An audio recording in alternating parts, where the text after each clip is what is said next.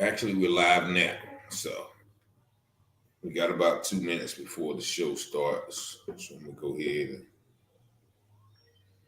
and share it to your page. Welcome everybody. Uh, Thank y'all for tuning in to another episode of the U-Turn Show.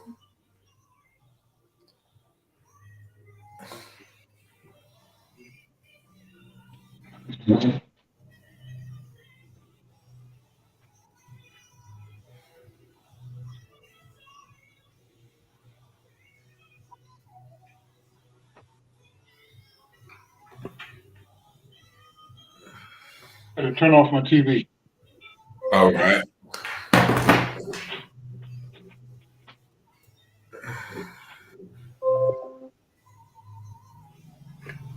Mm. Assalamu alaikum, Brother Richard. All right. Assalamu alaikum. Here we go. We're about to start now. Let me go ahead and switch the microphones.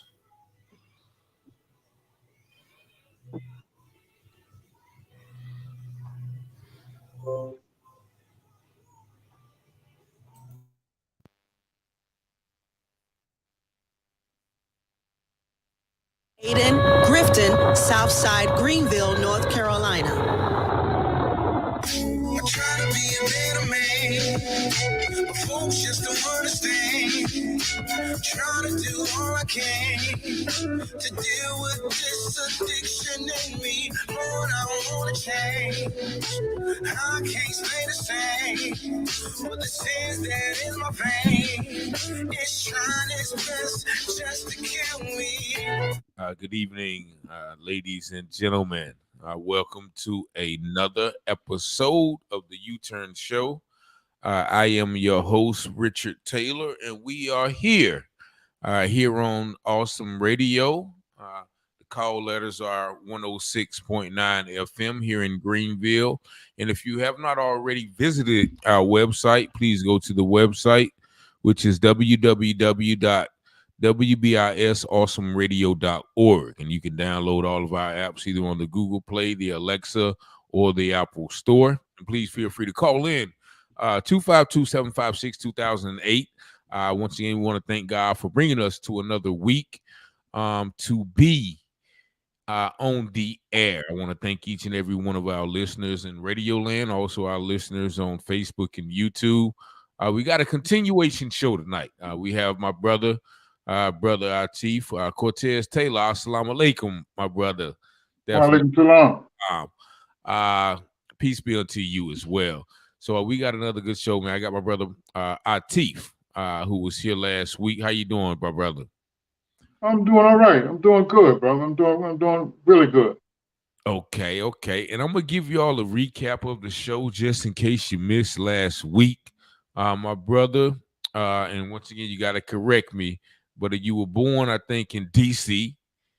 Grew up in Maryland. And he went to some details of the story, but I'm gonna just give you the short version. I think he got charged with the murder that he didn't commit at the age of 17, right? Was it 17? Yeah. 17, stayed in jail for about 2 years, got out and was convicted of another murder, accidental murder. And I think you did how long on that last sentence? Before you? Well, I did 15 and I escaped and stayed gone for 20 years, and then they caught me and I did 15 more after that. All right, okay. So we're gonna start off at that point. After the 15 years, I think you said you went to you got committed to a mental institution, and they actually was able to let you out because you according to your words, you said you fooled them, and pretty much they started running all those tests and they tried to cure you, but you didn't need to be cured, but you played the game and you actually was able to be free, and then they actually wanted to put you back in, and that's when you went on the run. Yeah. Okay. I went on the run and went to Atlanta. Yeah, okay. So you went on the run and went to Atlanta. So why did you choose Atlanta? Who was in Atlanta? Nobody. It was, I don't know. It's, Allah, God has been protecting me all my life, and you know, when it fall in my hand like that, I just go with it. Oh, okay. 'Cause So you got so you left where was you at? You was in Maryland? no, I was in DC at the time. You were still in DC and went to 'Cause Atlanta. my first 2 weeks of on the run, I stayed in DC, and something said, you know, you can't stay here because they're gonna find you. Mm-hmm. So, you know, and so I went where I knew they couldn't find me. In Atlanta. So how was it when you first got to Atlanta? Like you said, you didn't know anybody, and you know, so how did you It was rough. It was rough because I spent one night in the MARTA station. MARTA is the mass transit for Atlanta. Okay. And I was in the West End, which is primarily the black side of the black side of Atlanta, Southwest, right? So, and that was my first night there. I spent it in that station. The next day I went down to a place called Manpower, day labor. Your temp service. Yeah, and got a day labor job. I got paid, and I had to pay a guy to cash it because I didn't have ID. And I went and ran the room, a rooming house on the West End, and I kept going back and forth to work to day labor. And matter of fact, that's the only bus route I knew was from the West End to Industrial Parkway. You know, okay. down on the very end of Camp Creek. Okay. But man, it was a trip because I had to have a change of clothes. I had to have hygiene stuff, and I couldn't gather. I couldn't carry a bunch of stuff. I couldn't collect a bunch of stuff because I had to. I rented the room by the night. Okay. And those guys were ripping each other off and stealing from each other. And you be gone during the day. You come back and you know. A dope fiend down the street will be wearing your shoes. And he didn't steal it. Somebody, you know, the guy probably somebody threw him away, he picked him up and put him on, you know, and you can't go off on him, right? Yeah. So I was carrying my stuff with me, and I met a lady. I made a phone call to somebody, and I met a lady over the phone. Okay. Christian lady, and I'm not gonna call her name, but she's still alive. And we got to talking, right? And she said, "Well, you don't sound like you're from the South." I said, "No, I'm from DC." Well, she said, "I'm from DC, right?" Okay. She was from Northwest Washington, DC. It was her daughter, and her old man, and she had this big house in East Point, Georgia. She told me, she said, "Well, I'll rent your room, you know." I told her I was renting rooms, right? And I caught the bus out there to 84 Mount Olive. I'll never forget it. And I went out there and I paid her. I went there and fell asleep. I got up the next morning and I went and got on the bus and went back to work. And but you know, living in East Point made my bus ride an hour and a half, almost 2 hours. Okay. So I had to catch the very first bus to get out to Fulton Industrial Parkway. And after that, I stopped working temporary. I got a job at a Blimpies. There's a Blimpies. Anybody who listening to this who know anything about Atlanta, about Greenbrier Mall, right across the street from Greenbrier Mall, there's a Blimpies. And it's a little sub shop though, right? Yeah. I got a job in there, man, working the evening shift. I didn't have a car, so I had to walk from Greenbrier all the way out Stone Hogan Road to Stone Road to Mount Olive Road to East Point. It's about a 4 or 5 mile walk, man. And okay. I walked to work and I walked back to work. And because I didn't like the long walk, I volunteered to work a second shift. And I was there. I was getting like 80 hours a week. So you started to save up some money then? A little bit, yeah. But I I still didn't have ID. Okay. And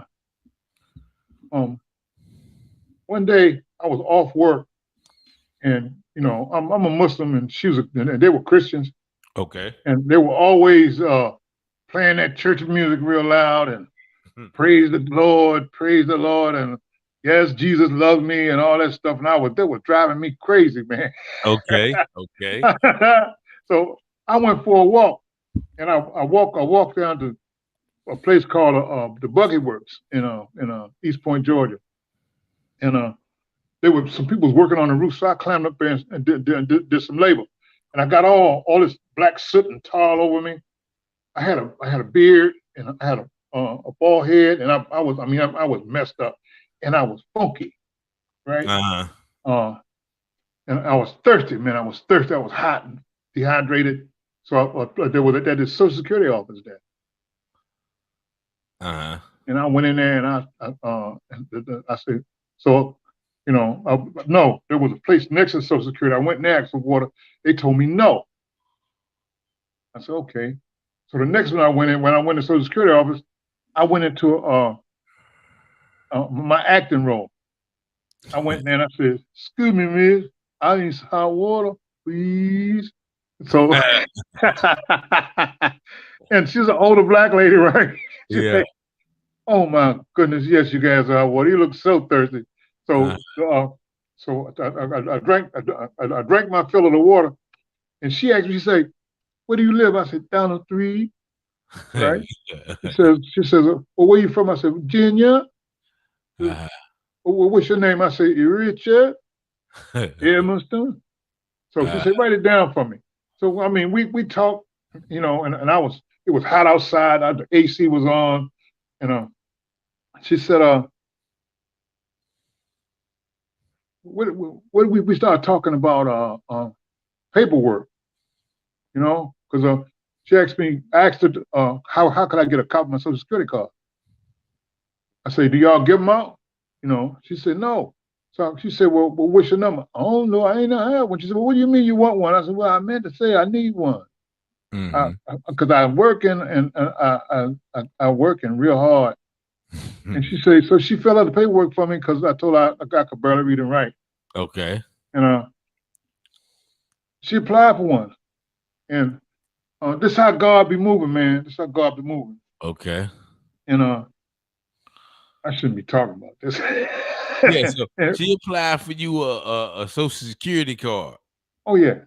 And you got a whole new number. Mm-hmm. Cause you okay, all right, okay. And I was off and running after that. All right. Hey, Lady T. Greater Works with Lady T. How you doing? Cortez Taylor says God has been good to you, my brother. Well, go ahead. So once you got the fake Social Security number, you was good. Hey, I had saved up a bunch of money.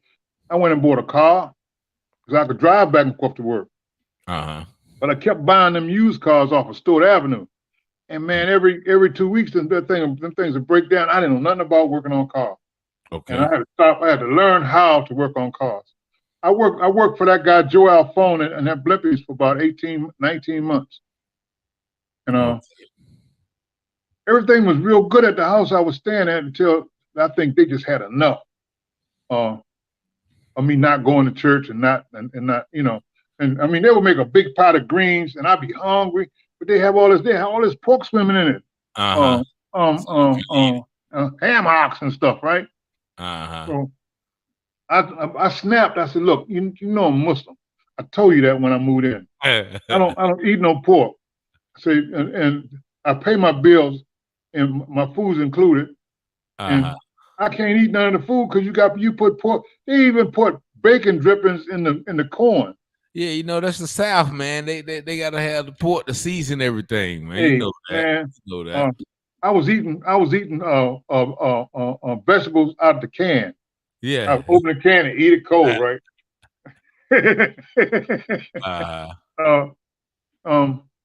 But I quit. I had to quit the Blimpies because things got crazy there, right?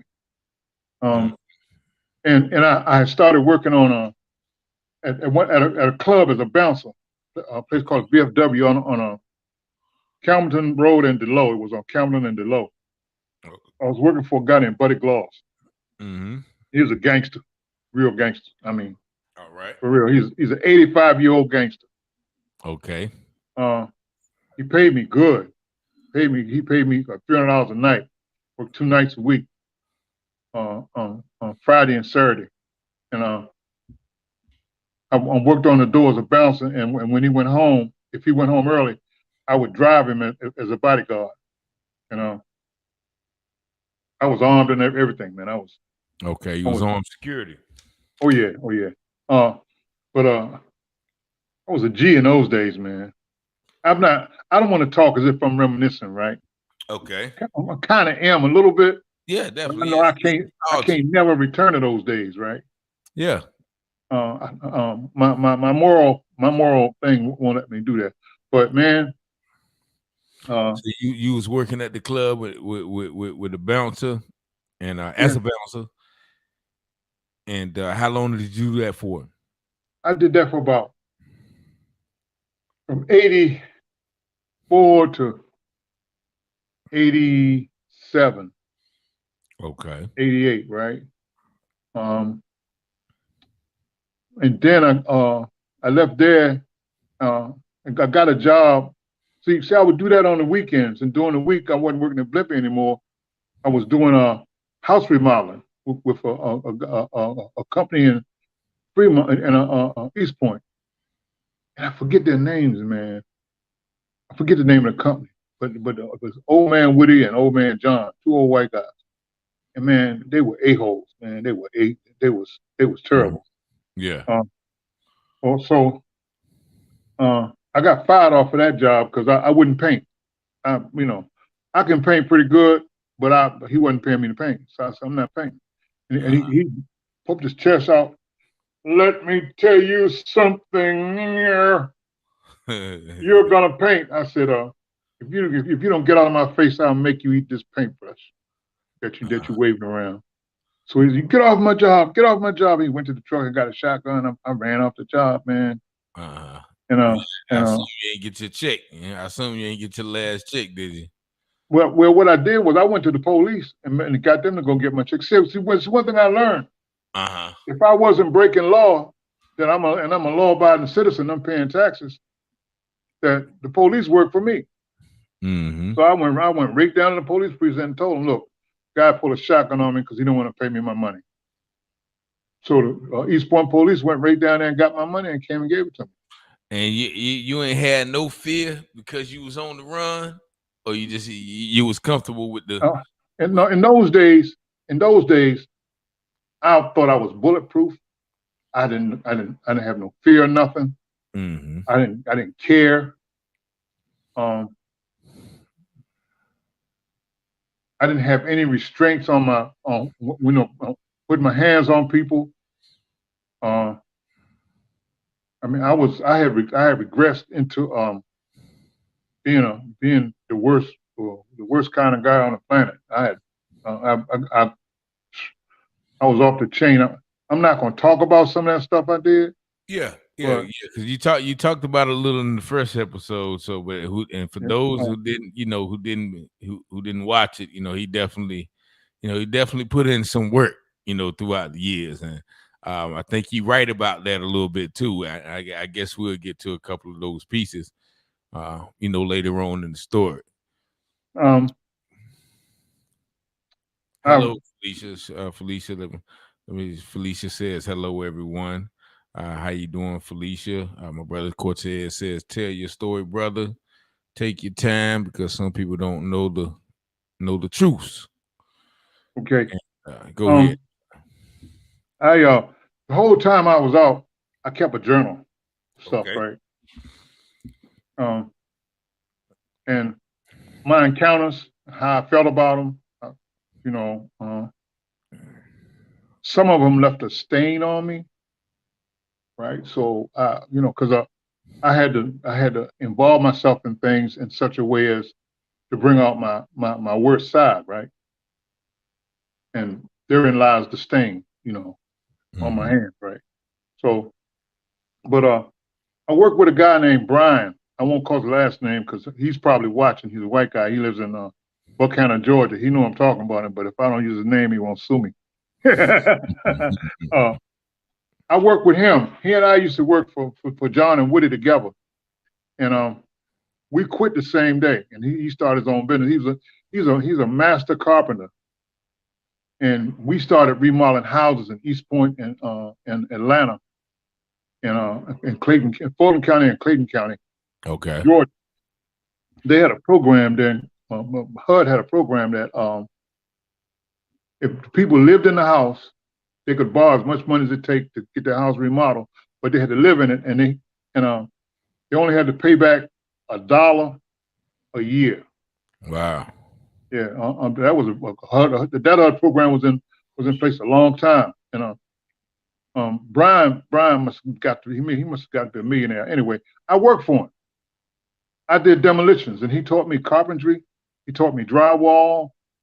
He never came near me about painting, but he used to brag to people that he says I was the hardest working black man he ever met. He said that I outworked him because all I ever wanted to do was get a job and just chill out and get a family and live my life as a free man. Because circumstances behind that second murder wasn't my fault. I didn't, I was involved.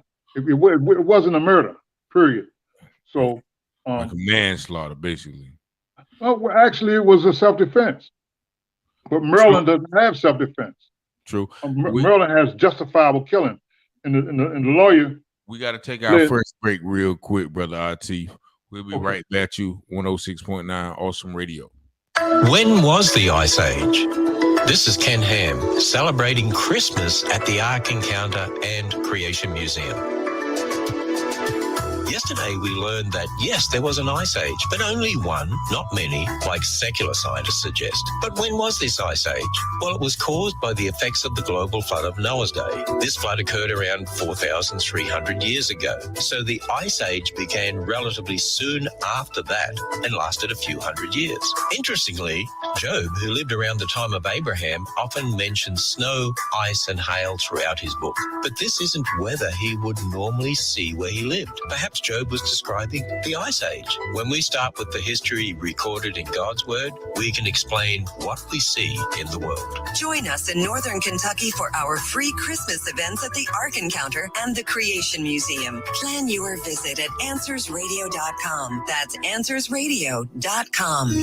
This is a Love Language Minute with Dr. Gary Chapman. A listener writes, Gary, at what age do you recommend a mom and dad starting the discussion of sexual intimacy with their children? I would say it's almost never too early. Now, obviously, you don't talk to an infant about sexuality, but I do believe at 3 years of age, you can begin talking about how did I get to be? Where did I come from? How are babies born? 3, 4, 5-year-old. Incidentally, there's a great series of books that are put out by NAV Press for almost every age to help parents. For example, book 1, it's entitled God's Design for Sex. It's for ages 3 through 5. Book 2 is Before I Was Born, ages 5 to 8, and then they have 2 others. These are great tools that I would recommend for parents in helping them communicate sexuality to children in a meaningful way. Dr. Gary Chapman is the author of The 5 Love Languages. For more, go to 5lovelanguages.com. Lord, I hope this ain't too grand for me to die up in these streets. Oh Lord, can you help me? And we are back here at 106.9 Awesome Radio. 106.9 Awesome Radio. I am your host, Richard Taylor, back with the U-Turn Show. My special guest, my brother Atif, and we were talking about the first instance. We're going to get right into that real quick, though. I do have a couple of comments I want to read. Danielle Green, I guess she says, hey, how you doing, Danielle? And my brother Cortez Taylor, and if I'm not mistaken, Cortez, it might be, I think that's Footy. It might be my brother Footy. If that's Footy, give me a confirmation. But he asked you a question, brother Atif. He says that the brother that did a lot of time, same as you, how do you get over the feeling of being inside and always feeling the pain, no matter being outside the wall? PTSD, so to speak. Do you got an answer for the young brother, brother RT? Yeah. I had a mind. My brain was like a steel trap. I never let it get into my head. And one of my methods for that was putting it on paper. I write everything down. And I didn't write it down and say, well, I saw a guy get shanked in the dining room today and blood everywhere. Nothing like that. I would write it in a freestyle poetry. As a matter of fact, let me read something to you. Yeah. And is this out of emotional 1, emotional 2, or emotional 3? Because he, once again, he is an author. So this is out of emotional 1. Emotional 1, okay. And it's called Human Ethic. Human Ethic? Yeah. All right. Man's inhumanity to man lingers just below the surface of us all. Deciding to express what? Depending on the expectations, dancing within the rejections. Okay, let me break that down. All right, yeah, please. Man's inhumanity to man, the acts, the things that we do to each other. Yes. Whether they're mindful or mindless. Mm-hmm. We see it all the time. We see it happen. In prison, it's best not to involve yourself in stuff that don't concern you. Sometimes we don't do what's best, because there was times that I would see something getting ready to go down, I would step over and say, man, don't do that. Let that go. Walk away. Because there's a lot of black on black crime, a lot of black on black violence, rage and hate. And it says man's inhumanity to man lingers just below the surface of us all. So deciding to express what? It's a question, right? What are you expressing in your in your humanity to your fellow man, right? Mm-hmm. So depending on the expectations, dancing within the rejections.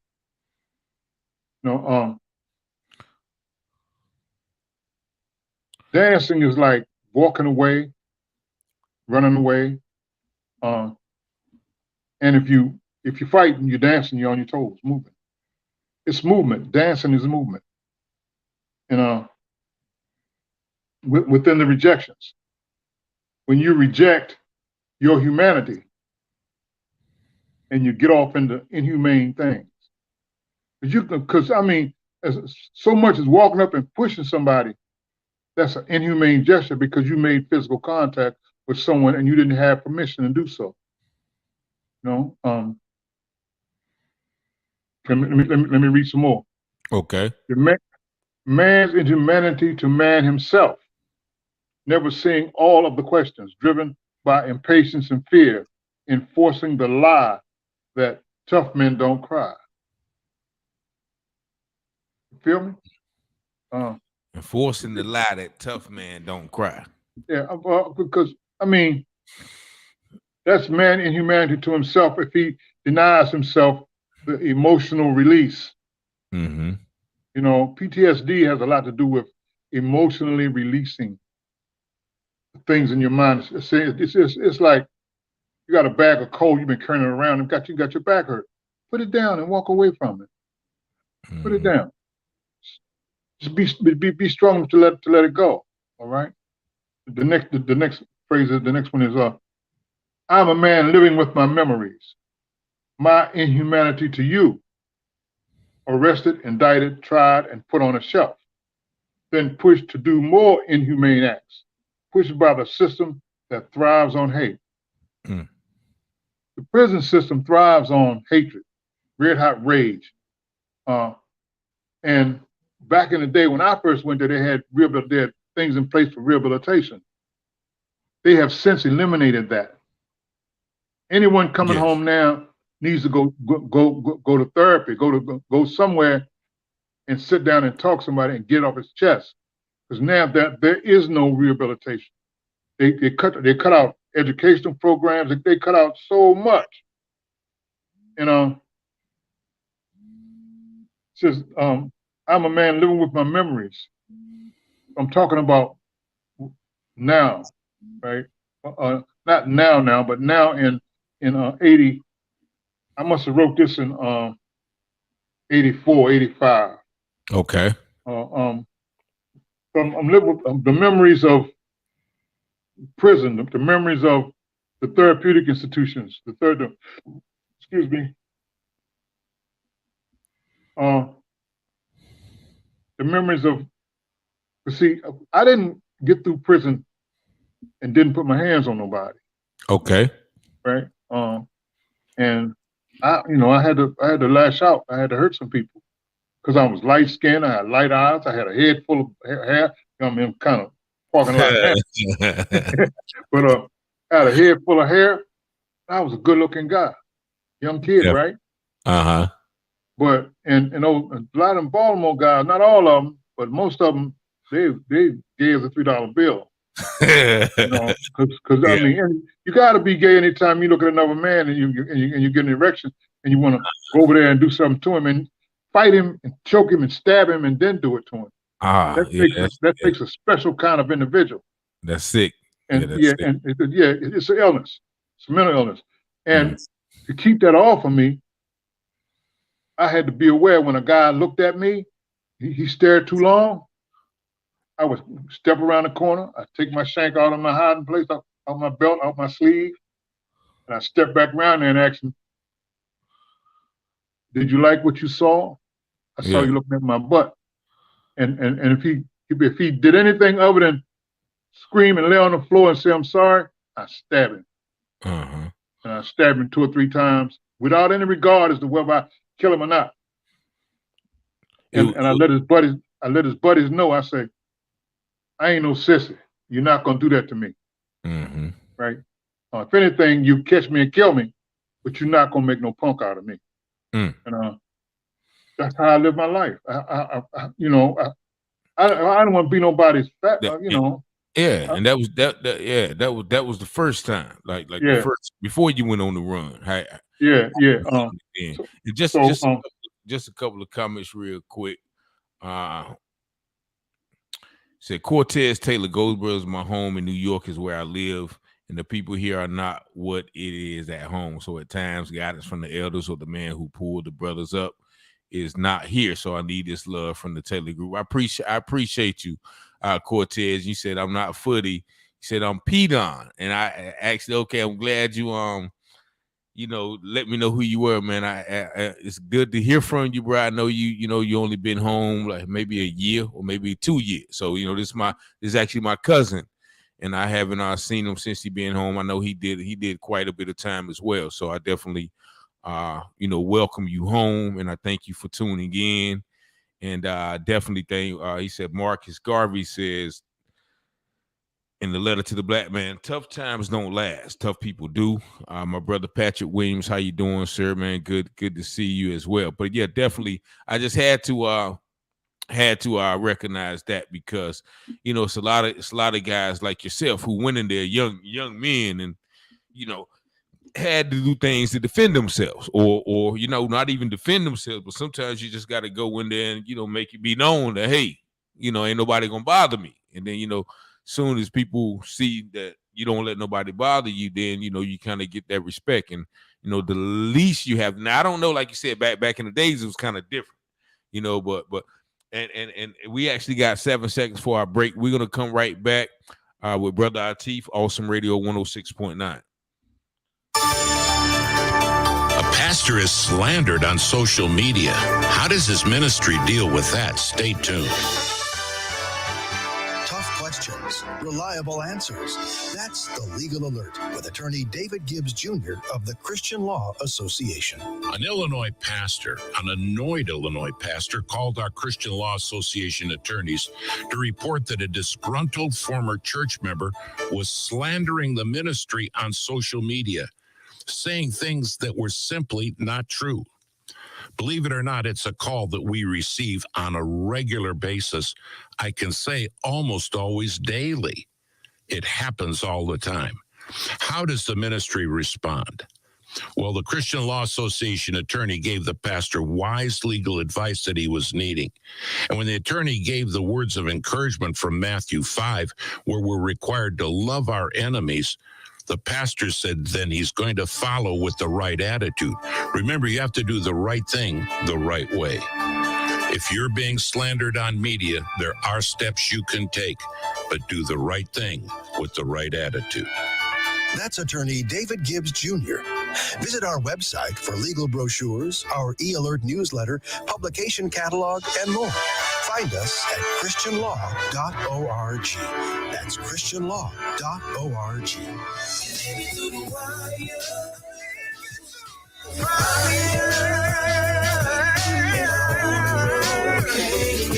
Can you save me? How well do you know your neighbors, or do you know them at all? I'm Lena Eguchamra, and this is Today's Single Christian. My friend Sue lives in a town of 800. When I heard how small her town was, I assumed she would know her neighbors or almost every single person in her town. Imagine my shock when she told me that though she has lived in her town for almost a decade, Sue only knows about 1 out of 800 people. I was blown away until I thought about my own neighborhood and how little I know of my neighbors.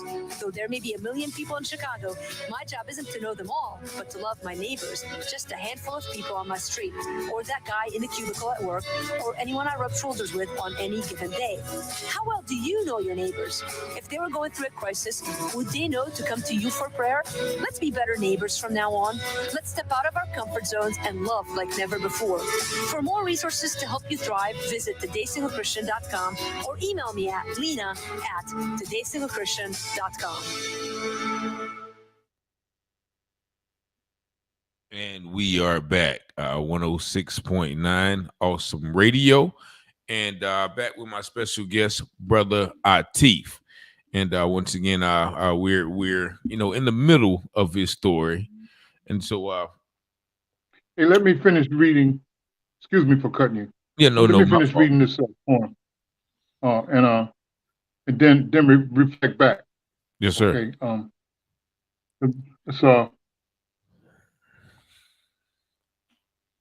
my inhumanity to you, arrested, indicted, tried, and put on a shelf, then pushed to do more inhumane acts, pushed by a system that thrives on hate. Man's inhumanity to me, hair, teeth, and blood all on the floor, living, not dying, living to one even the score. Nothing will make me feel even. Nothing will even the score. Nothing can get my teeth back, or my hair and blood off the floor. There is nothing that will measure the hate and red hot rage every time I see the uniform. This human ethic being taught is counter to every fiber of my soul. I can do nothing for my enemy. We hate each other. Then now, they now use me as a money-making tool.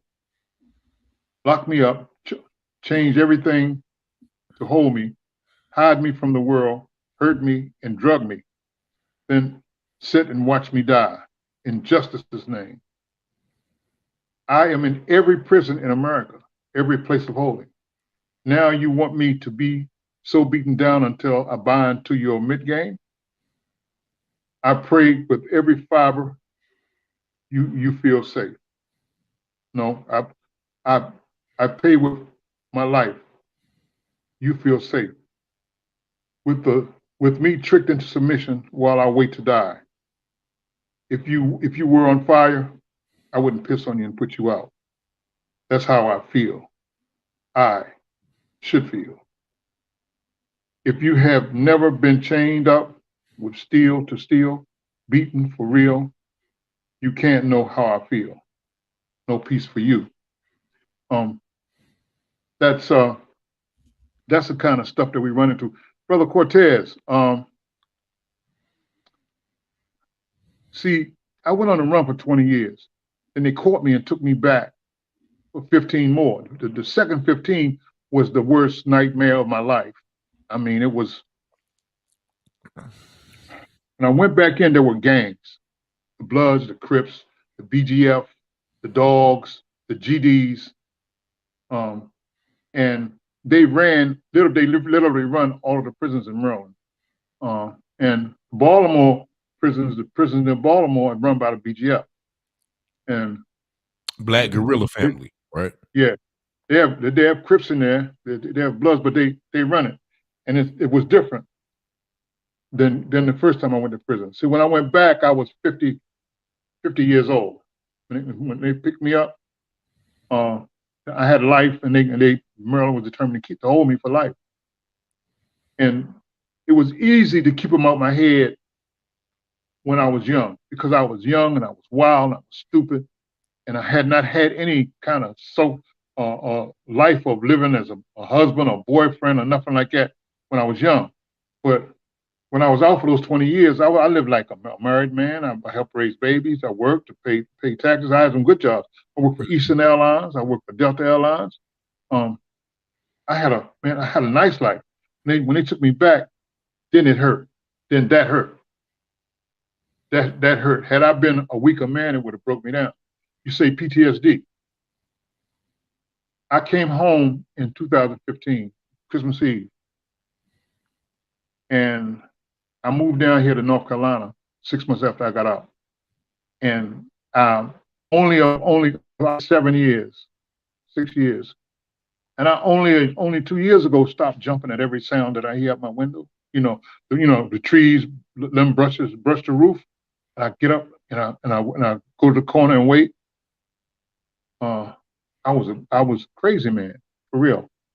I would not have survived in the house with a woman, when I first came home, because I don't know any women who put up with that kind of craziness, right?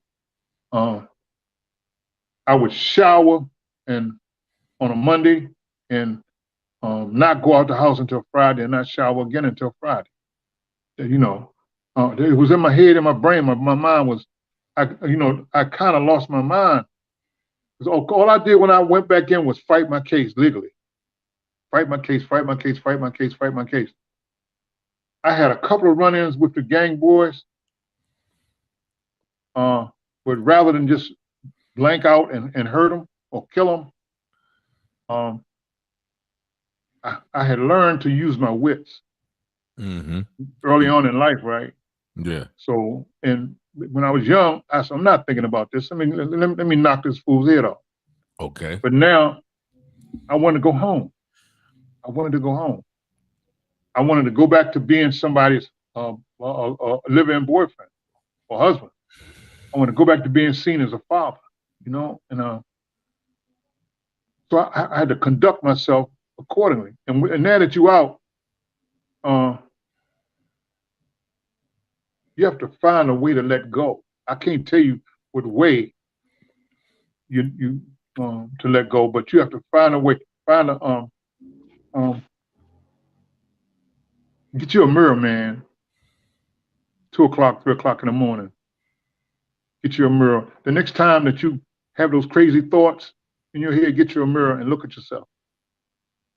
That's an exercise that I did, right? And I had to face who I was inside. Introspection, right? And read as many books as you can. Not religious stuff.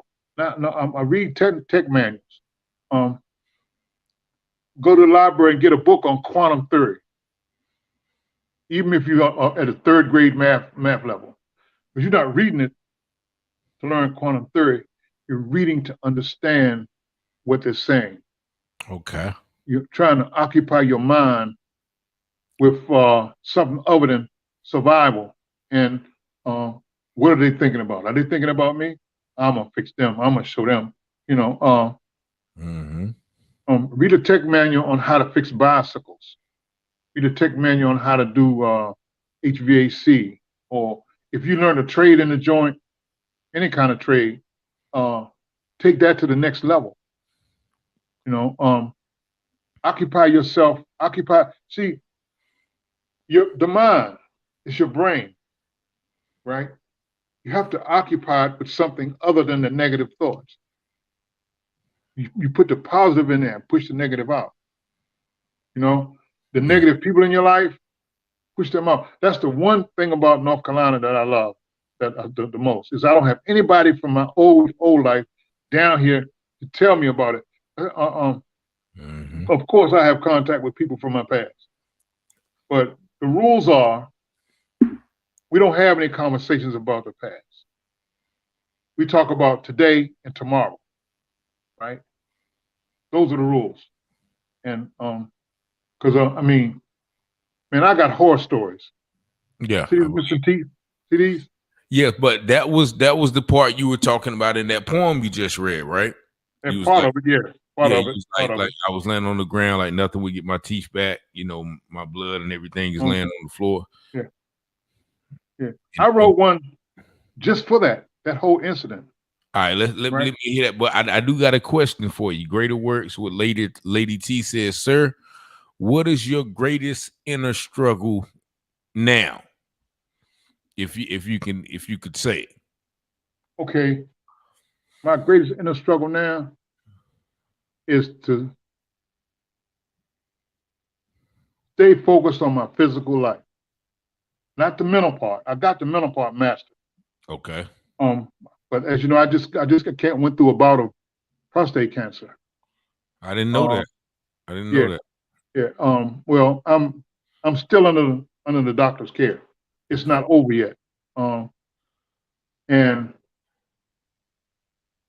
I knew people could die, and I knew that I could die, right?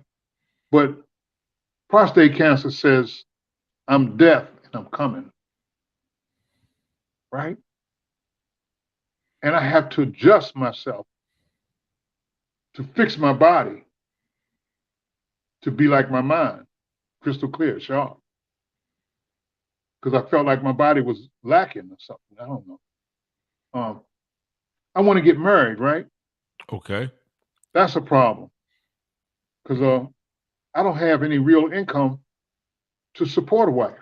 You know, I got family members that I know they look at me crazy and they say, well, you know, Ralph needs to get married, da da da da. And I want to. I'm not gay.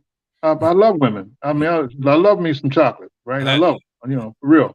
Yeah, that's why I'm diabetic. But what can I offer her besides my wit, my brains, you know? And now if my body's failing, what do I offer her, right? Mm-hmm. And I'm gonna feel guilty about offering her, well, I love you, and we're gonna be close, da da da. And then 2 years from there, boom, I'm out of here. Only thing I leave her is a good insurance policy, you know. And sometimes money don't replace emotional stuff, right? So that's, you know, I don't have one inner struggle. I have several inner struggles, young lady, and then I wanna know how do I even talk to Black women? I don't even talk to y'all. I mean, I don't have any around me. All the old ladies around here in Fremont, all they want to do is get married and go to church and sit on the couch and die. I walk 2-3 miles a day. I do calisthenics. I'm switching off to vegetarian, serious vegetarian diet.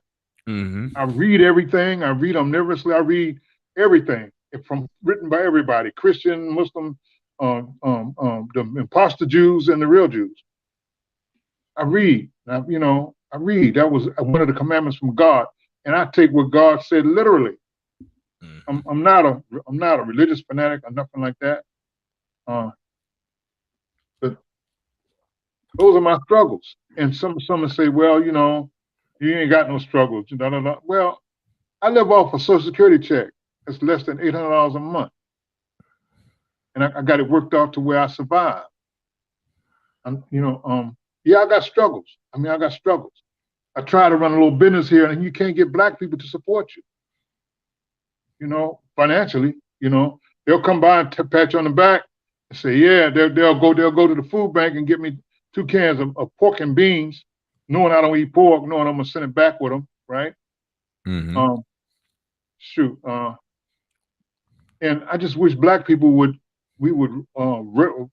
give each other the same reverence that we give with the white boy, you know? Yeah. And you certainly right. Like you said, there's like it's a lot of black on black Yeah, crime. and it starts here. We don't see each other as important enough to save each other. And one of my struggles is I know that we're important to save. If you and I were standing together and somebody pull a gun, I, without hesitation, would step over in front. Because my life means nothing without you. Mm-hmm. You know? Hey, let me read that thing. This next one, all right? Read that now, because we got about 6 more minutes on the air, but we still gonna keep it going. Okay. As far as social media. It's called Myths and Lies. I wrote it while I was in the camp system, just before I came home, 2015. This officer friendly never existed. My name was never nigga boy. That's what the good officer called me. When I came awake from a hit on my head, while they placed leg irons on my wrist, secured me to the bottom of Isolation's grill, 5 of them kicking my face, stomping and kicking my neck, shoulders, chest, nuts, feet, and face, breaking my bones, kicking out my teeth, broken clavicle, cracked breastbone, fractured skull, and bruised hip socket. Officer friendly never existed. Hidden from the world to heal, allowed to sit and simmer about hate being real, learning that white man's law only bows to steal. I didn't cry out, beg, or show any fear. I never asked for any quarter or help. I never got any either. A man has to give as good as he gets. I have to stand up if I want respect. I was born with a target on my back, shocked awake with a smack. The Kalashnikov makes a distinctive crack. That beating went down in 1971, right? And I was emotionally disturbed about it for a long time, but I'm not now. Not because I gave up, I gave in or nothing like that, but it's a moot point because they're all dead. They're all old. They was all old and they time, karma came and got them. Mm-hmm. I'm good. So you don't hold any animosity towards them? No, for years I had a burning rage hatred for years, but it's wasted time, wasted energy. It's like that PTSD the brother was asking about. Why waste your time and energy worrying about stuff that you can't fix? It's out your grip anyway. But if you really believe that God is in charge, then let God be in charge. I like that. I like that. Somebody need to hear that one right there. I mean, let's say, wear a mask, it's COVID. God's in charge. Our time has been scripted and laid out for us. Predestination is real. You said what? Procrastination? No, predestination. Oh, predestination, definitely. When we're born, the one thing that we know is going to happen is that one day we're going to die. We don't know nothing else for sure. So let God be the pilot. Let Gabriel be the co-pilot. I want to sit in the back because it's a limousine ride.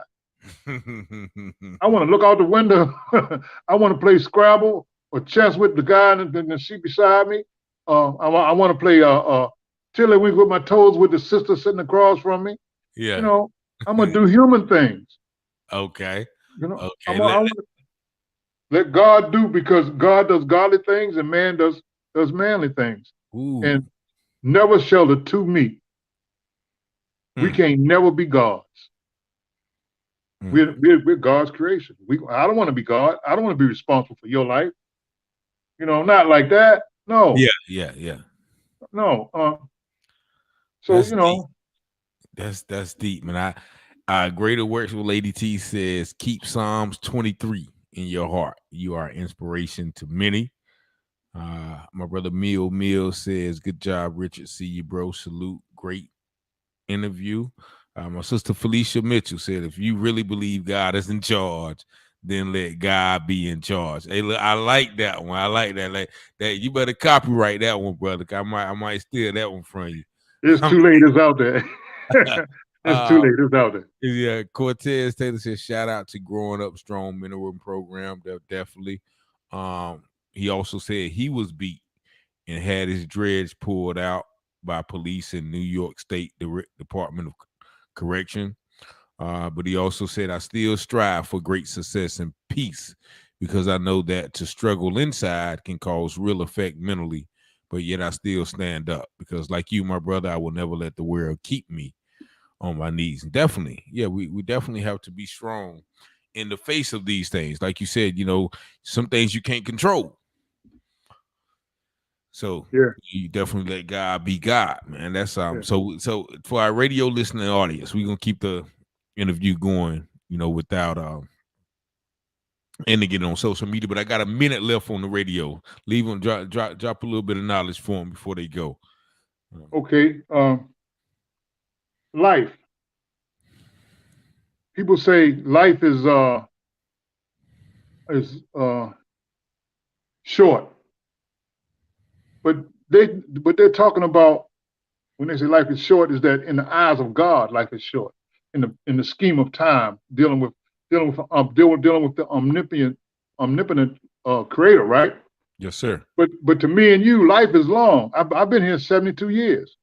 It's been a long ride, a long journey. Yeah. I done turned many corners. In the Quran, it says, verily you'll be tested at every turn. And that's the truth. Every time we turn a corner in our life, it's a test. God puts a test there. He tests us. God wants to know, do you believe?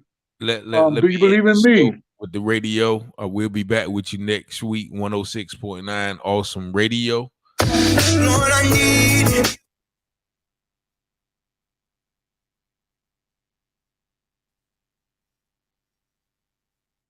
Are we here?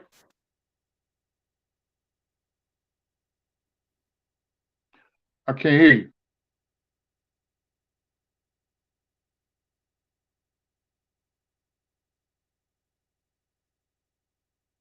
This one. Can you hear me now?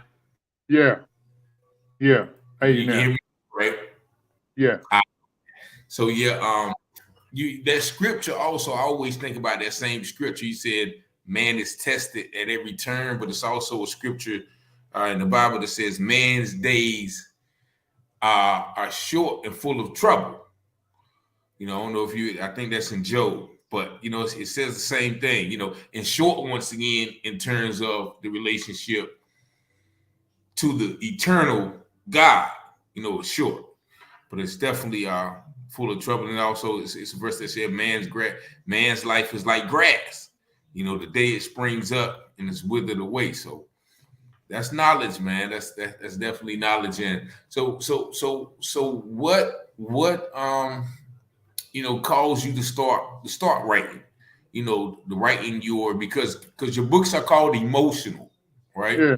So what caused you to say that write those, but also with that title? What caused you to name them emotional?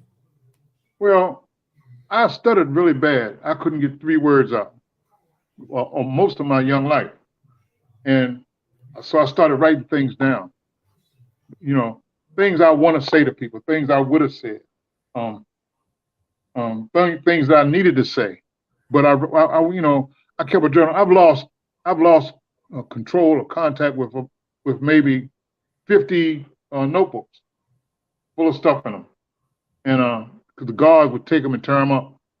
You know, they would take them and read them and tear them up because, you know, they was mean like that. A lot of them. And they go right in church on Sunday and sit there and say, praise Jesus, beside people's mothers and grandmothers that they was just inhumane to in the joint the day before, the night before. Still got blood on their hands and under the fingernail. You know, yeah.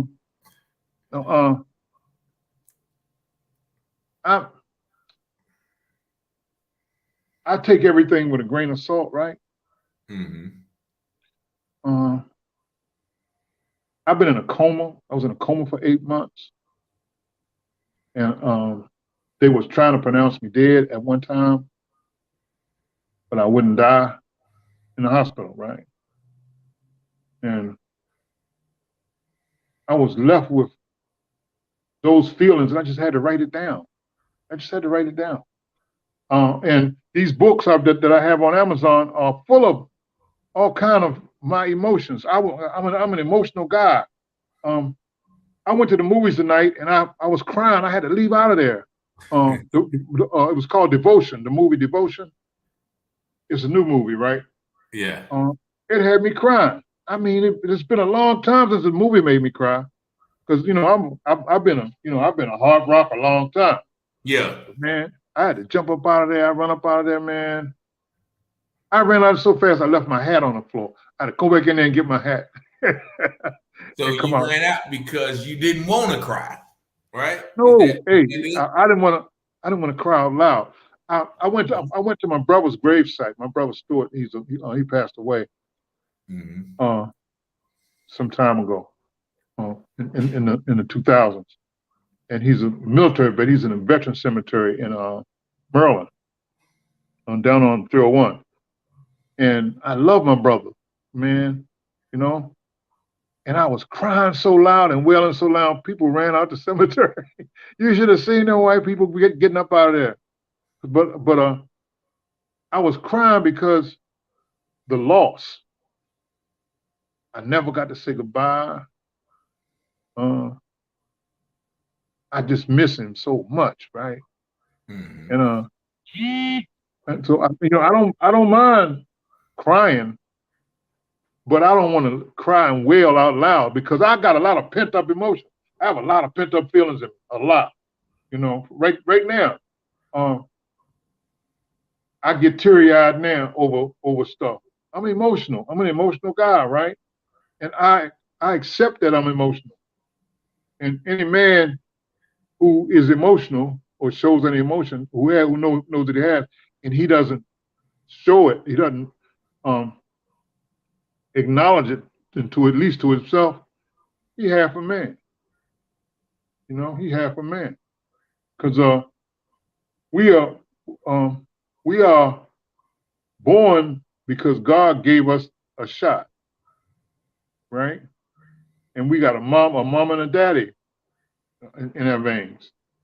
And I know my mama I never saw my mama cry, or my father. My father died when I was 19. I was incarcerated at the time.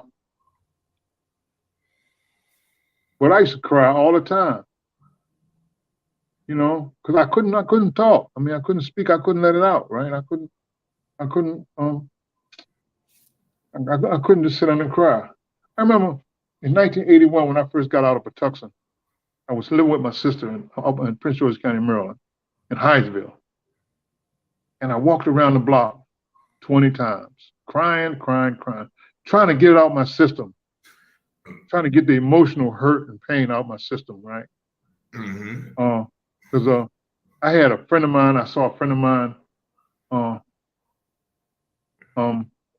get stabbed in the back and the shank came through his chest. His name was Clayton Chapel. God killed him over nothing.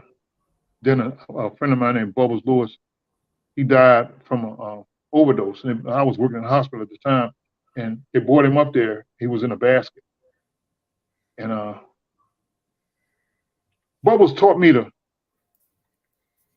penitentiary fight. He was an old Lawton than me. Yeah, well, see, fighting in the street is one thing, but when you fight in the penitentiary, you're fighting for your life or your butt cheeks. Okay. Right? Okay. If they catch you without a knife, then and you're in your cell, you don't, I'm no martial artist like that. I know some martial arts, but you wait in the archway of the door. In the archway, okay. Right under the archway. All right. That's where you wait at. That's where you present yourself. If he got a shank, if he got a gun, if he got a ball bat, don't care what he got. That's where you wait, because if you're in the archway and you got them steel bulkheads on either side of you, whatever he coming to has got to be straightforward, directly straight. Okay. And can't but one come at a time. Okay. And you eliminate that first one, usually the other ones will dip and go and wait for a chance to sneak up on you. But especially if you're not throwing punches, close your eyes, throwing punches like no fool. Especially if he's stepping to you and you step right to him and take these two fingers and stick them right in his eyes. Boom. Then you put him on the blind side. And you get a handful of his shirt and you try to drive the bone up his nose, up into his brain and get rid of him, get him off the planet. Because it's life or death, You're in the penitentiary, it's life or death. In between. There's no, as far as I'm concerned, there's no in between. But, when they get into your head, you come home with that. That's why everybody getting out of prison now needs some therapy. They need a lot of help emotionally and mentally, because they put you through a lot of changes in there. The administration who don't care. And I can't say they was all day white. A lot of them. My worst encounters physically was with multiracial groups of cops. The black ones showing off for the white ones trying to kill me because they hate my color, right? Yeah. I'm just saying, like you're an inmate, you're a convict, and we hate you, But how do they hate me? When if I'm not there, they don't get a paycheck. Yeah. They look at it as that there's more where you come from. I heard them say that, like we just job security. But when they know that like I was not really the one to be messed with, and they didn't mess with me. Once I got myself established, they leave me alone. Oh yeah, because it's gonna cost them. It was gonna cost them, and it might cost them their life. They're gonna lose an eye. He's gonna get a broken jaw. He's gonna get he's gonna have a lung punctured. He's gonna have a shank stuck through his neck. Something. Because you don't play with them. You don't go looking for trouble. You don't go looking to do nothing to nobody like that. You build your program and you work your program. You do your thing, right? So let me ask you this real quick though. Sorry to cut you off, but so in the last bit though, like you said, you was a little older, right? So yeah. Normally, from my experience, as long as the older guy ain't running around, being big and bad, like the young cats don't really mess with you, So doing that last bid, that last 15, did that mindset change from having to live or die, or just having to be like, okay, long as I stay out of these young guys' way, I'm good? And how did your faith also help with that? Well, you keep the live or die mentality. You just don't apply it like that. Okay. With time comes wisdom. You apply wisdom to that situation. Okay. They still have to understand that you're a dangerous dude, but you don't have to portray it anymore. You say what you mean what you say. You stay in your lane, stay out of their business, because them youngins is out there chasing dope, or the hustle, and they're on the grind, or chasing boys. Mm-hmm. I mean, I didn't do dope. I don't hustle. I don't chase boys. Why am I in their business? Yeah. Yeah. So, while I was out, I went to Georgia State University and almost became a respiratory therapist. I audited the law classes at Georgia State University for 3.5 years. I graduated with a certificate from Georgia Tech. And I applied some of that education, wisdom, and knowledge to my life. It's just, life it's a long grind. But as the older I get, life's getting shorter. Mm-hmm. And I didn't want to bring life to a screeching halt all by myself. So no, I started with now. I had some negative encounters with the BGF, the Black Guerrilla Family, because they're just a bunch of thugs and gangsters. They're not there to save anybody, to help the blacks from the whites and the MS-13 and stuff like that. Mm-hmm. They're there to extort and exploit anyone that they can, and they do. I had one I was in the commissary line, and mind you, we was in like a little narrow. It was a little narrow space, about maybe 5 feet, 5.5 feet wide, and about 30 feet long. And the windows on the wall where you get your commissary out. It was just enough space for you to get yours and get back and get out. And I was standing there and I waited all the way till the line got all the way down to, I was like 2 guys back. And this BGF guy, he was a general, a colonel, a captain or something, I don't know. He walks up there and he looked me up and down, then he just stepped over in front of me. So I asked him, I said, what's up? What's your problem? And he got 3 guys with him that was his security. Uh-huh. And these was big raw bone brothers, big, you know, they're big guys, right? They was lurking over. I'm 6 foot. They were lurking over me. I said, what are you doing? Fearlessly, like a lion, like the lion that I am. Yeah. I'm king of the beast. In my heart, in my brain, I'm an old guy. You know, I got teeth missing. I got my claws ain't like they was. Yeah. And I said, well, what's up, man? Why would you disrespect me like that? I got to get my comps. I said, well, get in line like everybody else. He said, I'm in line. I said, no, you're not. You're in front of me. You're not in line, and we're about to have a problem. I said, now, before you go crazy, get behind me in front of this guy who behind me, because he don't care. Yeah. He'll let you up. See, but it's gonna be problematic, and ain't nobody gonna get commissary because me and you, we get ready to do it in here. One of the guys leans up and taps him on the shoulder. He said, sir, that's Brother Atif. Come on, let's go. Yeah. So they took him out, all the way out to commissary. He was foaming at the mouth, angry. I got my little bag, and I wasn't getting nothing but some cookies and some noodles, right? but my locker was like bone dry. You know, I got some tuna fish packs. Yeah. I want to make me a jailhouse noodle joint that night. Make me 2 noodles and a pack of tuna, and cut me up some onions and peppers in it, and put me some cheese on it and microwave it. Yeah. And have me a casserole, right? Yeah. Man, I had my little stuff in my net bag. I came out of there, and there he was. It was like 8 of them now. I said, oh man, they're gonna take my commissary. It might take my life, you know. and I thought to myself, why, you know, why didn't you just let him have it, you know?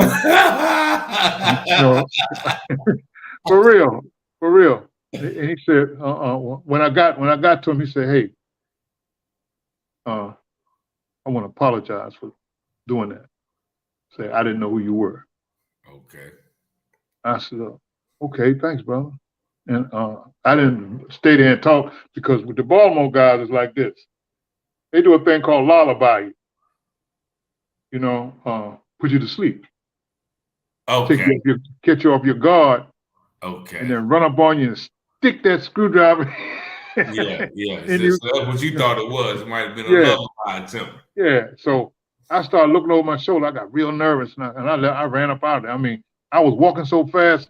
The guy walked with me and said, man, why are you walking so fast? I said, man, I got to get back to my cell. I got to get back to my cell, you know. And they pulled me up later. The whole BGF crew pulled me up later. They said, don't worry about it. You're all right. We know you're worried. And I want to say, man, F you, I ain't worried. I don't care about y'all, you know. But I didn't say nothing. The wisdom said, accept it and move on. And that's what I did. I accepted it. They didn't apologize, but they just explained. You know, because when they came like a war council. They came strong. They came with some hitters, right? And I was standing in my archway in the door. I was ready. I had a joint on me though. I had a joint on me. But you know, but the same way they got to come at me straight, I got to go at them straight. You know, I'm at the same disadvantage unless I'm throwing punches straight forward. But man, no, years of struggle and strife make you super sensitive to your surroundings and to what's going on. And you know when people say stuff and they want to take it back, what they said, but the dude, I don't want to take it back. He's too stiff-necked and stupid to say I'm sorry. That's one of the things I do now a lot. When I'm wrong, I said, man, I'm sorry. I didn't mean it. That's why I guard my tongue. The scriptures say, guard your tongue. Because, your tongue is like a bullet out of a gun. When you put it out there and let it go, hey, you ain't pulling that boy back. It's going to hit somebody, it's going to hurt them. And the best you can do is, I'm sorry. I apologize. I'm sorry. So I watch what I say. I'm not talking to anybody. I'm not getting out of line or going nowhere with nobody. That's one thing this seclusion I have in North Carolina is good for. It keeps me out of people's face. And then I feel like nobody knows me. Nobody has my story. But why is my story so unique? Why am I more important than the next guy? The thing is, until I can do something with my life to help somebody else's life, I'm nobody. I'm not. So our value is rooted in our service to man. That's like I want to thank you so much for letting me get on here and run my mouth and talk. Without you, I don't get this platform, right? I appreciate you, man, to the most. And it's so much more though to the story though. It's so much more. And my mother, Letta Taylor, says, yes, you got to guard the tongue. And Felicia Mitchell says, life and death is in the power of the tongue. So definitely, thank you guys for confirming that. And I got to watch that too. I noticed when my mama said that. I made a couple of video posts today about, some school board people. And, and I'm trying to think, even while you was talking, I'm trying to say, did I say anything that was really hurtful? And I don't think I did. But, if I did, I definitely, will repent of that.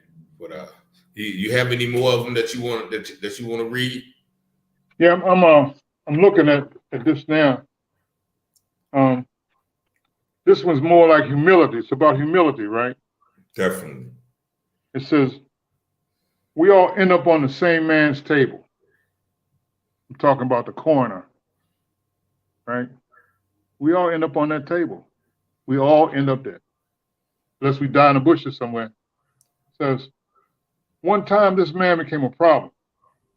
Me and my brother were discussing how to stop it. When my brother said, you should be chilling. You've had enough shit in your life. Excuse my language. He said, I should avoid the beef. A fight can grow into a killing. Then the state would come in and rob your life like a thief. That was my baby brother that gave me. He was giving me this wisdom. Because I was on the run and I was at a family reunion in Virginia, and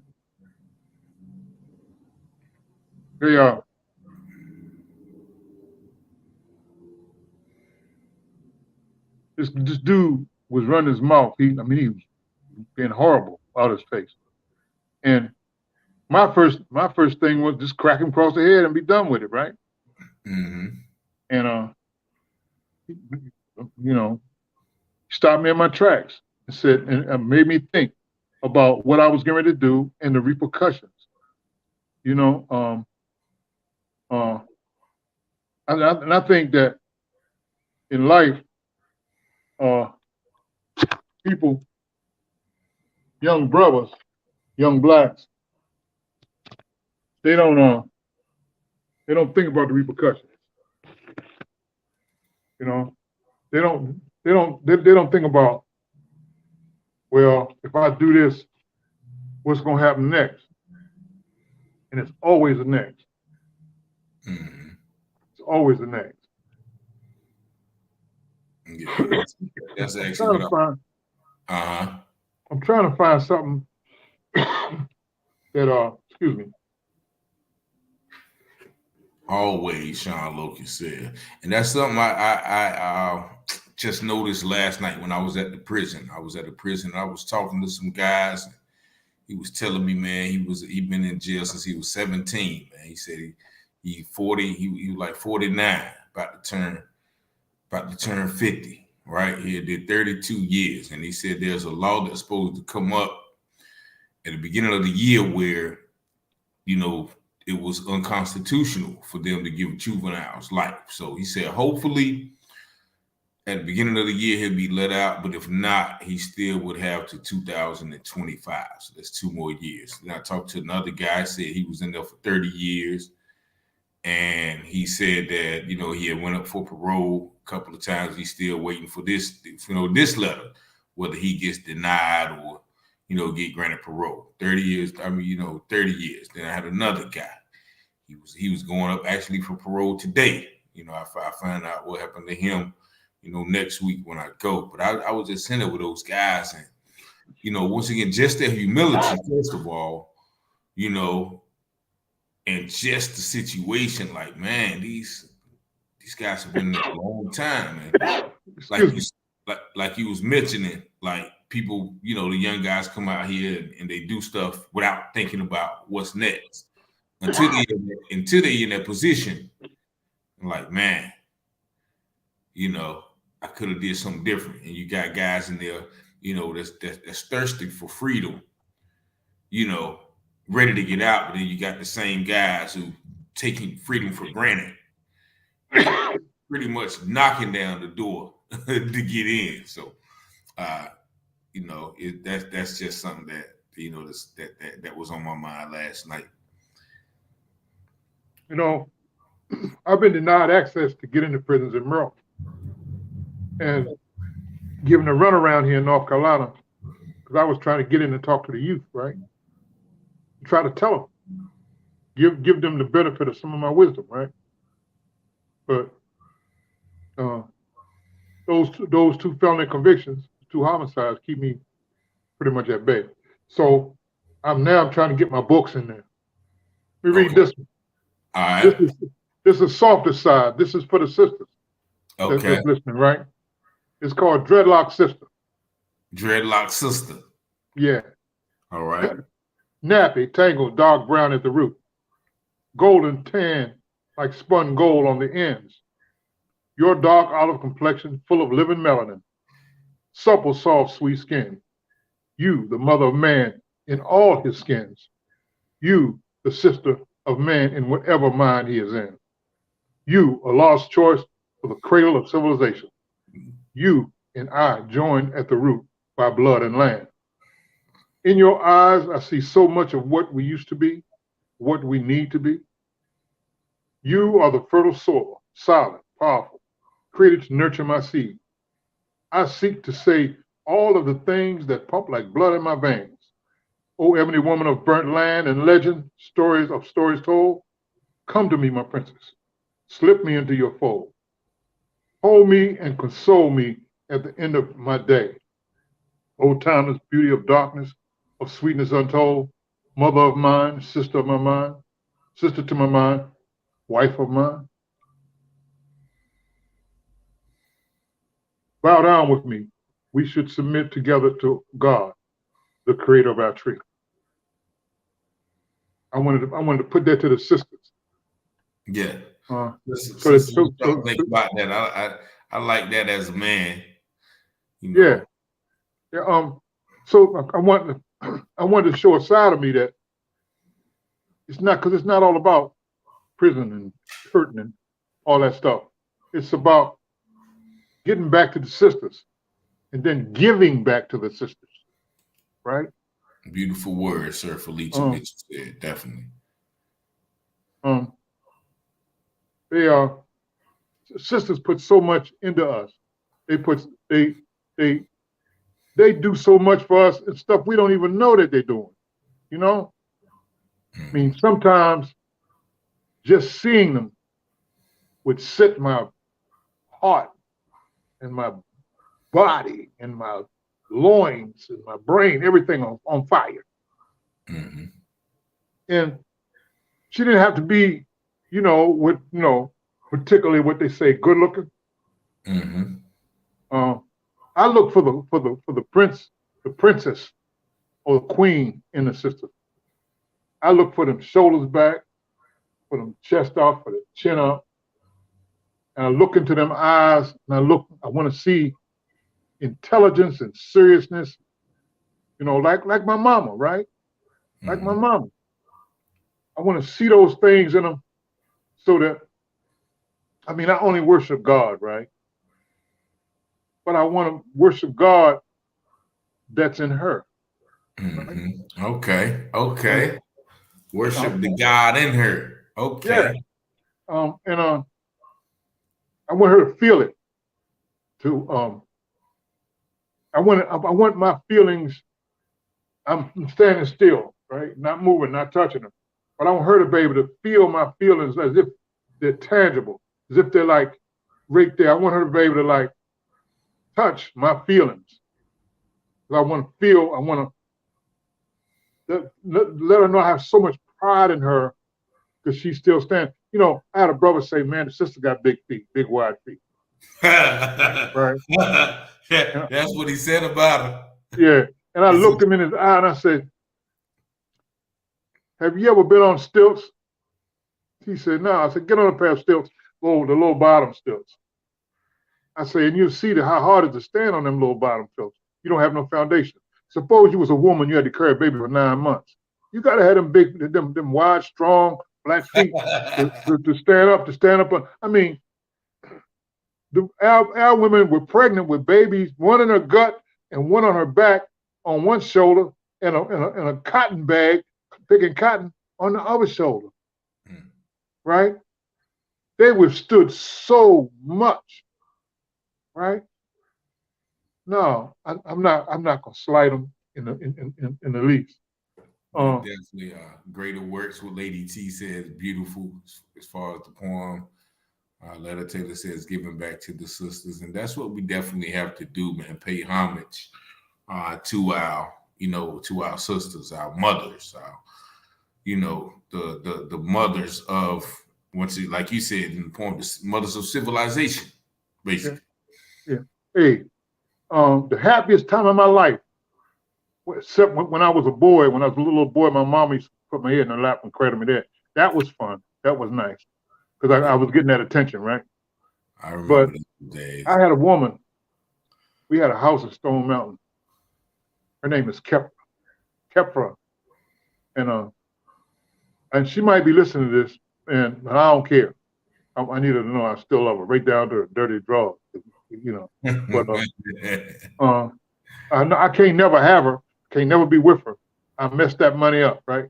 But I put my big head in her lap, and she just caressed it. And I was so happy.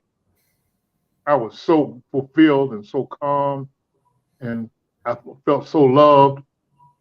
Women can do that. Women, they can soothe the savage beast, man. Mm-hmm. For real. But I messed that money up, man. I messed that money up. Sometimes you just got to go ahead and admit it, man, and move on, let bygones be bygones, as they say. Hey, when I got out of prison in 2015, I went to Atlanta. My first stop when I left DC was to her door. I knocked on the door. She let me in and set me down at the kitchen table. We were civil. It was friendly. It was civil, but it was too civil. I thought she's very magnanimous. She's let it go, right? And I really didn't do much. We were living together, and I think she told me that, Atif, you have to go. I think that's what she told me. Because at the time, I was becoming diabetic really bad. And, that affects your libido. So, I couldn't do my homework, right?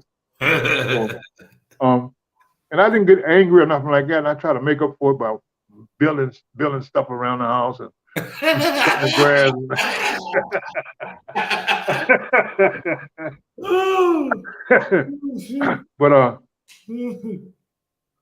But she loved me, but she let me go. Because had I tried to talk it out with her, it might have worked, but I didn't. I just said, okay. I packed my stuff and left. And she took that as, Yeah, man. Yeah, it's good. He said, okay, she asked you a question. Cortez Taylor said, yeah, you want her to know that without her, there is no us. And that's definitely true, brother. It's definitely true.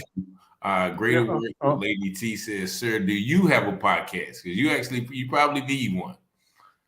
Do you have a podcast? No, I don't. And I'm challenged on that level because I'm trying to sell as many books as I can to put some money in my pocket, so I can maybe go get some stuff and set up a podcast. Because I have the space here. I mean, I can set it up and do that. But all right, so let the people know how they can get your books. Your poetry book. And once again, I forgot that I forgot them again. I don't know. Man, I'm gonna have to bring them next time. I don't even. I got all 4 of his books. So, but where can the people get your books? Let them know. You can go to Amazon Books. Look up Ralph Wilkins, and the names of the books are Emotional 2, Emotional 3. There's a short story called The Old African, and then there's a book by the name of The Sayings of Samad. That will give you some understanding of where my head is today and how it got there. The stuff I read, stuff I absorbed out of other books and from other people. Because I'm a happy man. I enjoy myself. The only thing missing in my life is a woman. Mm-hmm. The right one, not just a female. Not just anyone. And she got to be black. And she got to love God, but I'm not trying to do nothing with no Christian, because sooner or later they're gonna say, let's go to church, and they're gonna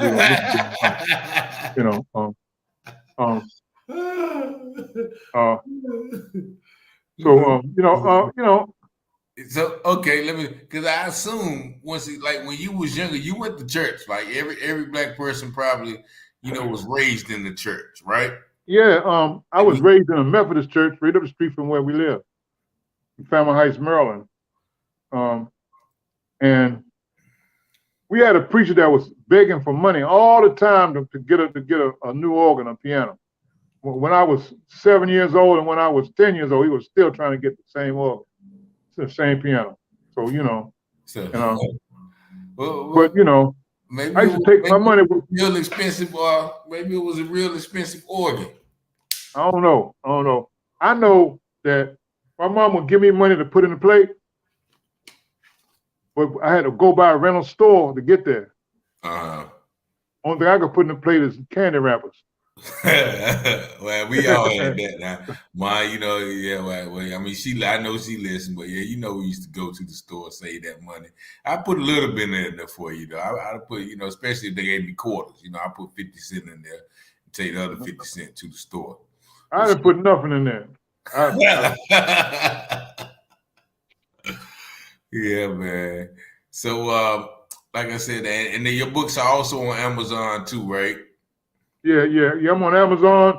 But they're order on demand in Books A Million. Well, the two of them in Books A Million, and I think the same 2 are in Barnes and Noble. But Amazon would be the full list of my works. Let me do this one. All right. It's called My Bald Head. It's called My Bald Head. This was when I was in Atlanta and I was on Revolutionary Time, right? Okay. I was a member of the New Black Panther Party under Khalid Muhammad. A lot of y'all don't know who that was. Yeah, But yeah. I definitely know who Khalid Muhammad is. I was in security for about 2 months. That's because I have lightning fast hands and very, very serious kicks. Okay. You know, it's called my ball head. Just making you hear thoughts from the dead. You seem to have crazy thoughts in your head. Getting you to hear us is like running a race from your bed. My head is bald because the hair fell out. I didn't have to shave it. I couldn't save it. While my fire has no sound, silenced by words from a hate-filled page. My fire is quiet to the ear, born in the black man's fear, silenced by words from a hate-filled rage. Windows surrounded by a cage from my shade, not my rage. My bald head on tight. My bald head, bald from the heat, bald and bleeding from the fight, from protest and revolution. The black man trying to save our streets, struggling to bring about the solution. My bald black head, bandaged, gashed, gassed, and red, shaved so the trophies of struggle can be seen. You don't need to know why I am mean. Murder the image of fathers and mothers, powder our people's minds, blind them with desire, promote the gun and the shiny, fun one. You came off the cross to inflict the cause. Why am I angry? Why in a rage? Why do I rattle my cage? Why not? Shackles of ignorance, death, and destruction, tricked into indifference, brainwashed into self-hatred, self-loathing, and self-destruction. My bald black head hurts from the lumps and bumps. Hair would not change the reality of my suffering and pain. My bald, busted black head has no hair. Soon, your white self will not be able to hide nowhere.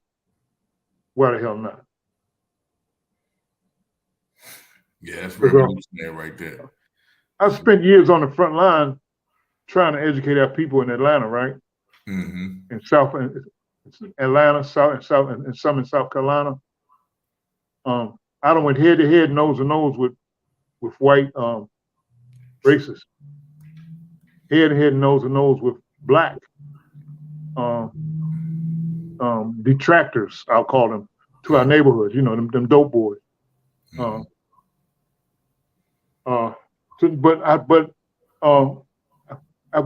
I've been in scuffles with white boys, and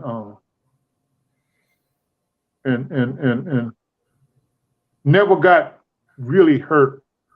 Got my head busted once, a knuckle scraped up. But when I started trying to really deal with the drug situation in Atlanta on the West End, I got a .40 caliber round in my hand, and a whole bunch of death threats, you know, from the group called the Bloods. Mm-hmm. So, you know, I'm no longer on the front line like that. Not out there like that. I was trying to get on the front line with the kids who are locked up, because you know when they're locked up, they're a captive audience. Mm-hmm. And hey, let me tell you something. About the situation with the gangs. You know why we have gangs? Well, I know why they supposedly started. You know, like you know, the Bloods and the Crips supposedly started as protection against the police in LA when they used to beat the they used to be real bad, but you know it morphed into something different. But go ahead and tell me why if I was wrong. Well, no, you're right about LA. I don't know about LA. I just know about the East Coast and prisons. Okay. When we had the Nation of Islam actively recruiting members in prison, you know, that was the strongest, most positive force that they could run into. And gangs could not get a foothold because when the young brothers came in, the Nation of Islam pulled them up, put them in a white shirt and a bow tie, and had them marching like soldiers. They engaged their mind, they engaged their bodies, they engaged them, and kept them from doing all that. The worst thing that could have happened was when Louis Farrakhan pulled back. He pulled back. They didn't make him pull back, I don't think, but he pulled back, and they stopped recruiting. And next thing you know, the gangs started getting big, flourishing. Now, you can't get them now to join the Nation of Islam in prison, because the gangs have the dope that they like, the weed that they like. They have like the Shining Fun ones, all that stuff, man. I think that the Nation of Islam, I don't follow them. I like a lot of the stuff that Farrakhan says about our social issues and stuff, about how to deal with stuff. But when he gets into some of that other stuff, he kind of lose me. Yeah. When he talk about God came in the person of Prophet Muhammad, I don't believe that. Yeah. Because the Quran says that Muhammad would be the seal of the apostles, the prophets that will come after Muhammad comes. Will come Jesus, Isa, heralding the end of time, the end of days, right? So, no, but you get them kids something to do. Like the government shut down all the daycares and all the after school things and the exactly, and the trades. They took the trades out of school. And they took the trades out. They took real education out, and that left room for the gangs. So every time a public official tell me he's going to do something about gangs, I write him off. I would never vote for him. You got to do something to prevent the get from people from good. You got like you said, you got to give them something to do, and that's one thing that I always did like about the nation. Like they took guys from the streets and. They took them in and taught them how to be men, and that's, I shoot, like when I was in Virginia, I see them right on the corner talking to the dope boys, Yeah. They would be right on, like literally handing out, inviting them to the mosque and everything. Out there, they smoking, drinking, and gambling, and packing guns. But then I looked around and I saw like 5 churches, 5 Christian churches, like right across the street.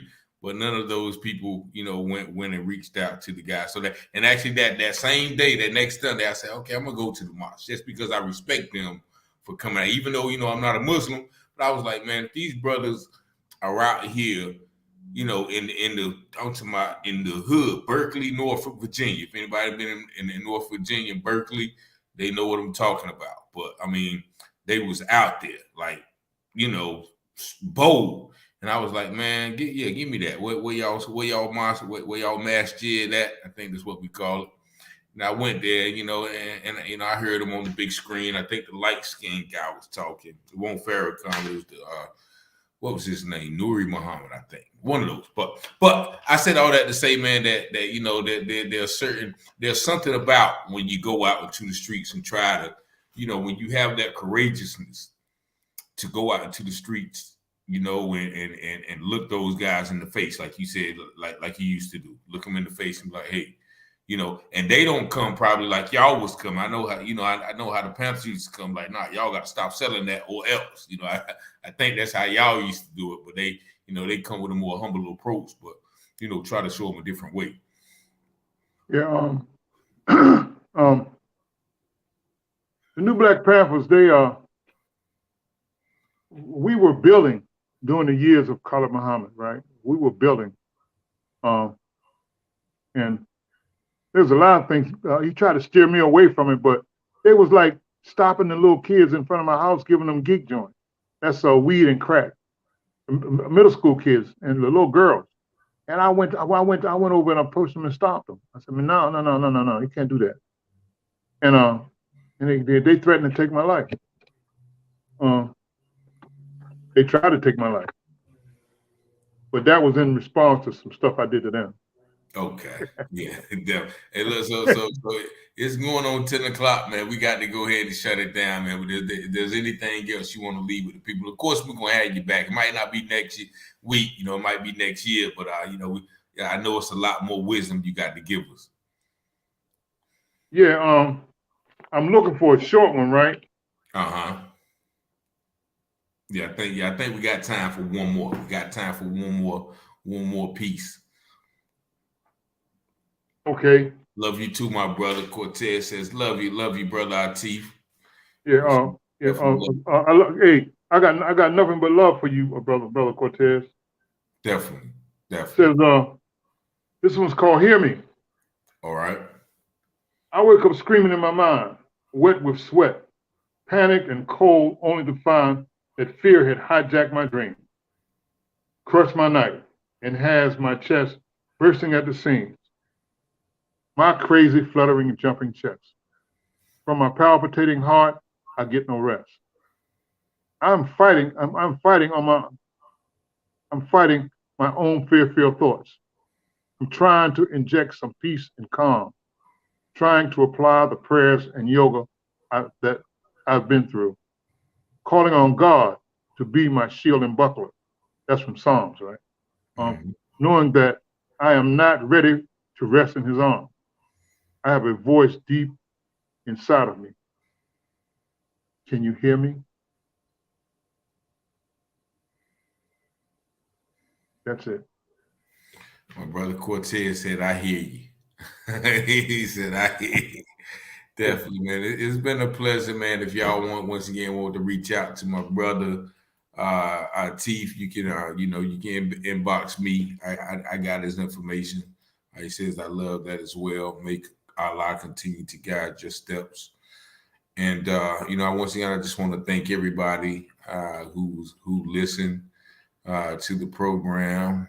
Brother Taylor, Pete Don, Lady T, Sister Mitchell, Danielle Green, Sean Locust, Pat Williams, everybody, Meal Mills, definitely a thank y'all, man, for just my mother, Letta Taylor, Sean Locust, once again, everybody who tuned in, man, we definitely want to, just extend our gratitude to you. Hope you guys will check us out next week. Don't know who the guest will be, but I'm sure if I can't find another guest, I know my brother will be ready to help me out, if I need him again. But like I said, if any last thing that you might want to say to the audience before you go, brother Atif. Thank you for listening. I've been called a lot of things. I bill myself as truth teller, not the truth teller, but truth teller. And everything I said came from me and not from God. If I've said anything to offend you, I'm sorry. I apologize.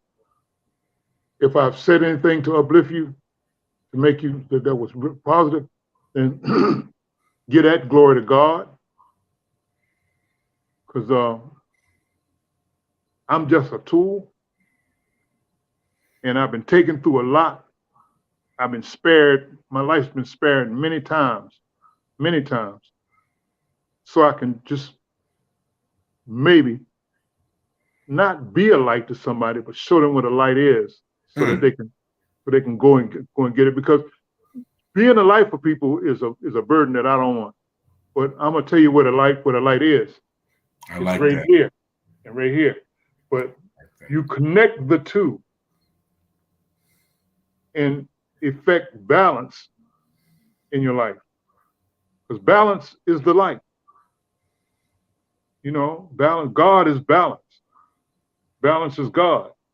To connect the two, that spark of God in you, it's just connect it and let it burn, and then touch somebody else with that same feeling. Because we're in dire needs. We have to come together. We have to come together.